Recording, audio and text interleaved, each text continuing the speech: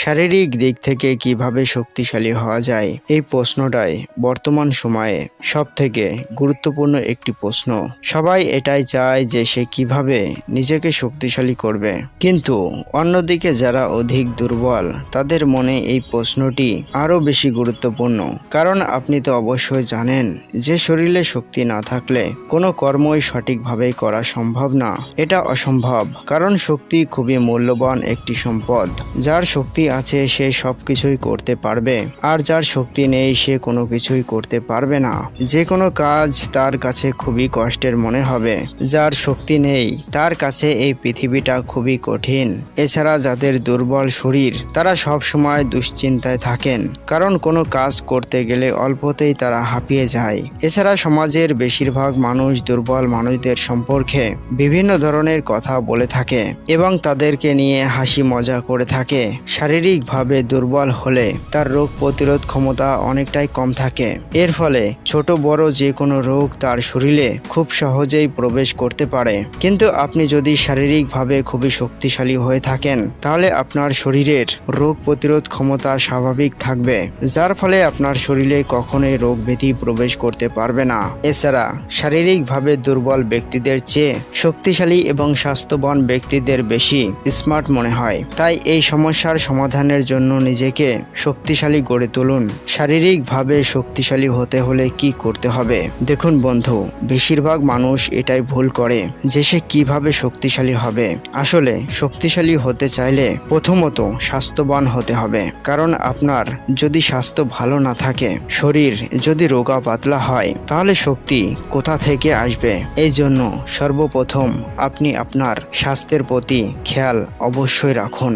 আপনার স্বাস্থ্য তখনই ভালো হবে যখন আপনি আপনার স্বাস্থ্যের সঠিক খেয়াল রাখবেন।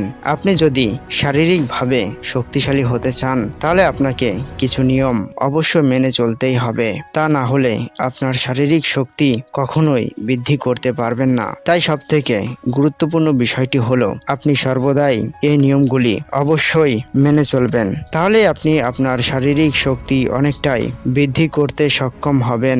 আপনি কি জানেন যে বর্তমান সময়ে মানুষের শক্তি এতটাই কমে যাচ্ছে কেন? এর পেছনের প্রধান কারণগুলি কি কি? তো চলুন সেই সম্পর্কেও জেনে নেওয়া যাক।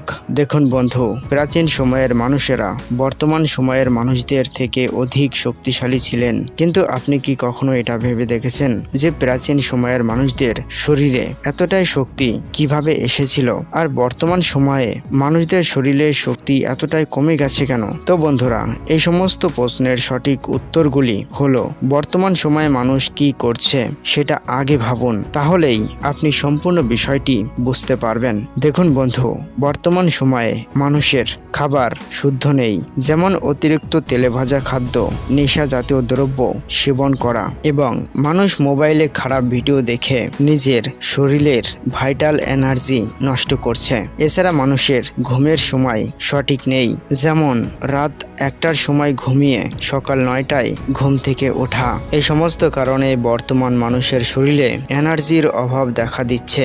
আপনি যদি আপনার এনার্জির রক্ষা না করতে পারেন তাহলে এই এনার্জি আপনাকে কখনোই রক্ষা করবে না। আর বর্তমান মানুষ তাদের এই মূল্যবান এনার্জির সঠিক মূল্য দিতে পারছে না, তাই তাদের এনার্জিও তাদের মূল্য দিচ্ছে না। তাই বর্তমানে মানুষেরা তাদের রোগ প্রতিরোধ ক্ষমতাকে দিন দিন হারিয়ে ফেলছে, যার কারণে মানুষ আজকাল বিভিন্ন রোগের শিকার হচ্ছে। আর আপনি যদি প্রাচীন সময়ের কথা ভাবেন তাহলে তাদের খাবার ছিল শুদ্ধ, আর তারা এই শুদ্ধ খাবার খেয়ে নিজেকেও শুদ্ধ করে নিত।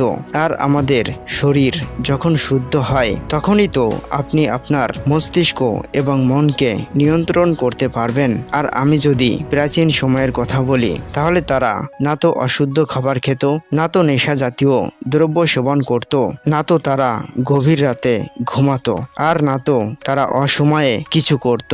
আর তখন তো মোবাইল ব্যবহার করতো না। তারা তাদের এনার্জিকে সঠিক জায়গায় কাজে লাগাতো। তারা তাদের এনার্জির মূল্য দিত, যার কারণে তাদের শরীরের সেই এনার্জি তাদেরকে মহান শক্তিশালী মানব তৈরি করতে বিশেষ ভূমিকা পালন করত।